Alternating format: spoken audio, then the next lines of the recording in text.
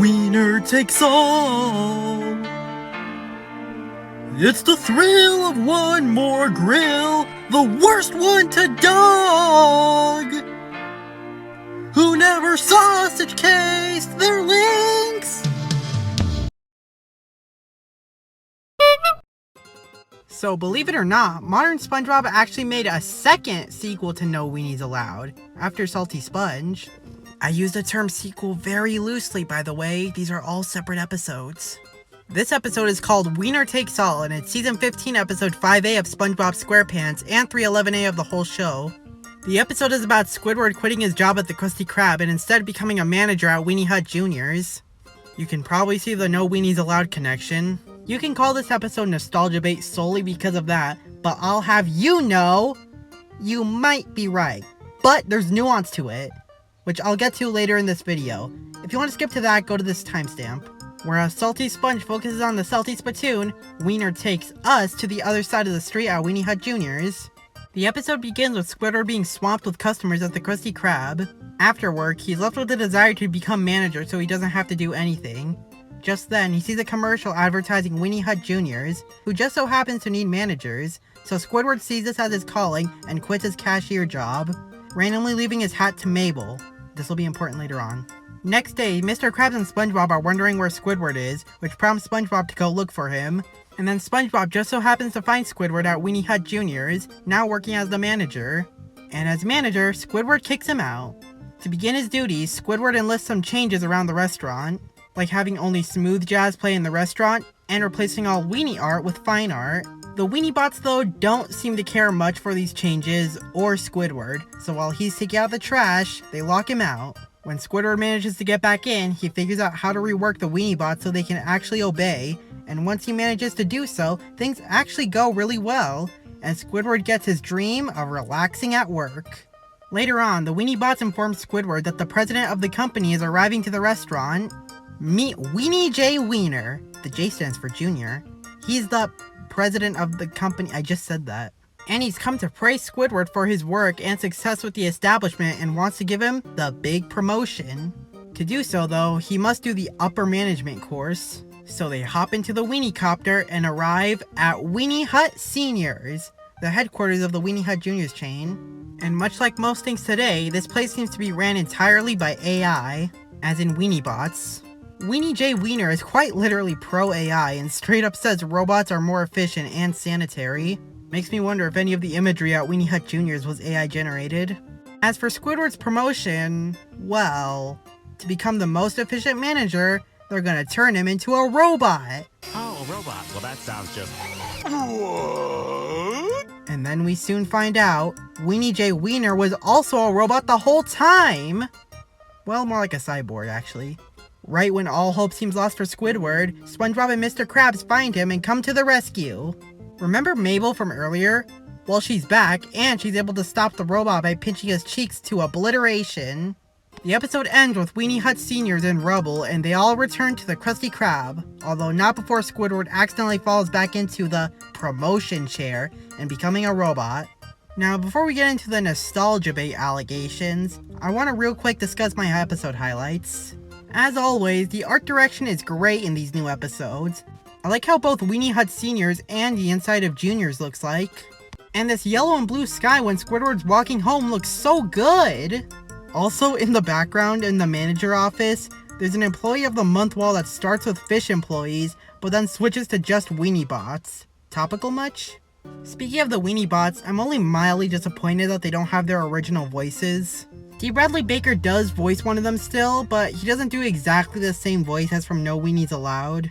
Would you care for another Diet Cola with a lemon twist, Weenie? Which, fun fact, was the same voice for the machine made to look like a customer in Season 3's Plankton's Army. Yes, please. I'd like an order of chili coral bits. And it's also just really interesting to see the Weenie Bots actually animated as opposed to just being painted stills. I also love how Mabel is used here, starting as just a random side gag to actually helping save the day at the end. And of course, who can forget the weenie himself, Weenie J. Wiener. I love his design. I love the design of his face and the fact he quite literally resembles a weenie. And he wears Crocs, so you know he's a true weenie. I hate Crocs. I generally just love how this episode took the bizarre idea of Weenie Hut Jr. seemingly being operated entirely by robots in the first place and just ran with it for the whole episode. Speaking of callbacks, nostalgia bait. Does modern SpongeBob do it? No. And also yes. Let me explain. The reason I chose to talk about Wiener Takes All, besides it being very good and seeing the perfect opportunity to sing a Sweet Victory parody, was actually because this episode is a great example of how modern SpongeBob nostalgia bait is not the way many people interpret it, and how modern SpongeBob handles this kind of stuff. So from the basic plot synopsis, you'll probably think, wow, an episode about Weenie Hut Juniors? Nostalgia pandering! They can't make anything original! But let me tell you something you probably didn't think about. It matters not if a new episode is about something from an older episode. What matters is the execution of said episode. And the way modern SpongeBob handles these types of episodes is actually pretty great. This particular episode is not the show saying, hey, remember this? This from your childhood, are you back in 2002 yet? The show's still going! But instead, it's more like, hey, remember this? Well, it's back, but we're gonna expand more on it and make a really cool and entertaining story with it. Modern SpongeBob isn't making episodes about old stuff because they're out of ideas or desperate for attention. They do it because it's fun to expand lore on said stuff, and it makes for a good episode. The attention is just a bonus. And this applies to a whole bunch of other episodes that do the same. Timeline Twist Up, Moon, Blood Thicker Than Grease, Salty Sponge, etc. As for the references and Easter eggs, yeah, that argument may be valid, except not with how modern SpongeBob handles them. When modern SpongeBob references stuff from older episodes, people on Twitter and Instagram cry about it for some reason, even though people literally wanted SpongeBob to reference old stuff during those middle seasons. But I don't like modern SpongeBob referencing old episodes! Then why did you ask for it during the middle seasons? People see a character, place, or object from the pre-movie era in a new episode for a second and immediately label it as nostalgia pandering. But let's just think for a second, because clearly you haven't been. Let's look up the definition of nostalgia bait. Here it is, nostalgia bait. Pulling in old characters / concepts and ideas from classic movies / TV shows and putting them into new media to sucker in their fans and to make them believe something is good because the familiar is there. Alright, interesting. How about this next F? Forsaken? What do you mean those are the only two definitions? Anyway, you might think that that's exactly what modern SpongeBob does. And while yes, modern SpongeBob does reference stuff from its past, they always do it in a very specific way. From my observations, here is my unofficial law I've discovered with how modern SpongeBob references work. If a character, place, or object can be referenced, it may be referenced. What this means is references are only inserted in ways that make sense. Case in point, this very episode. By the way, I was gonna use a fish called Sandy to prove my point, but there's so much I could say about it, and I already plan to make a whole other video dedicated to that episode anyway. Just wanted to say that. There's actually not that many episode references in Wiener Takes All.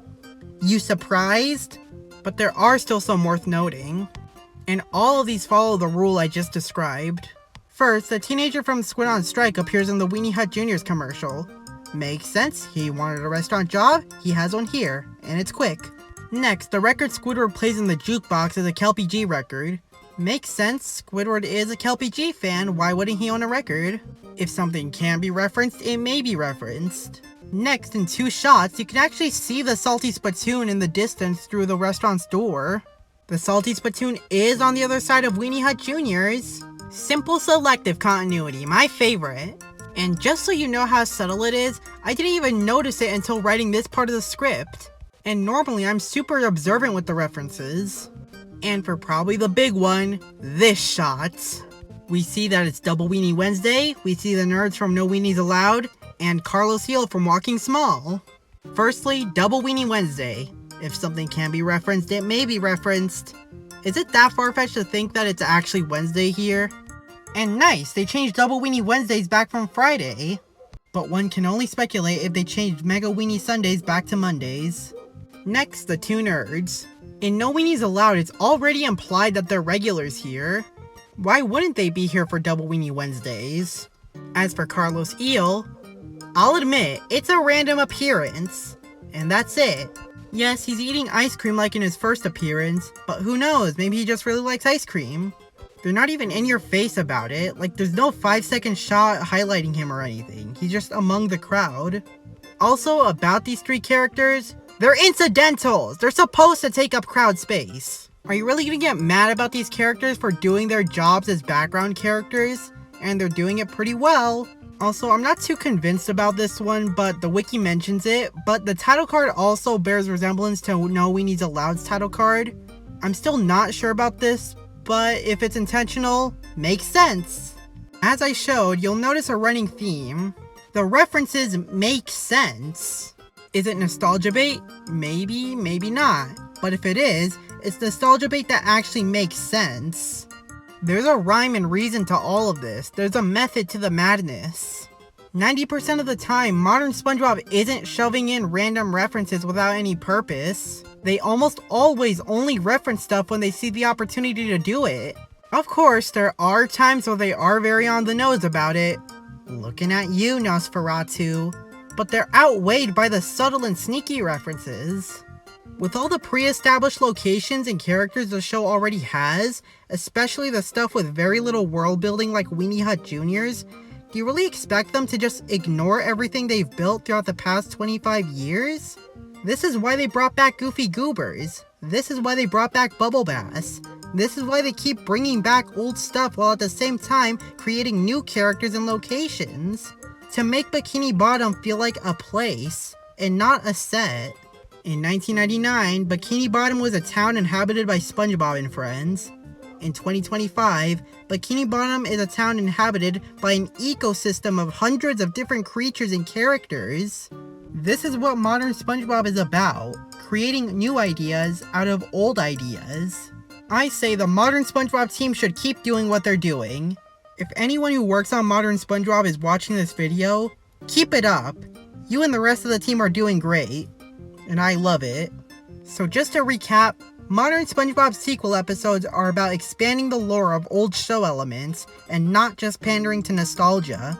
And modern SpongeBob will only make references to its past when it fits the scene. Want to know what actual nostalgia pandering is? SpongeBob meme merchandise. What's that? You still think all of this is lazy nostalgia bait? Well then, I guess it's time to take it up a notch.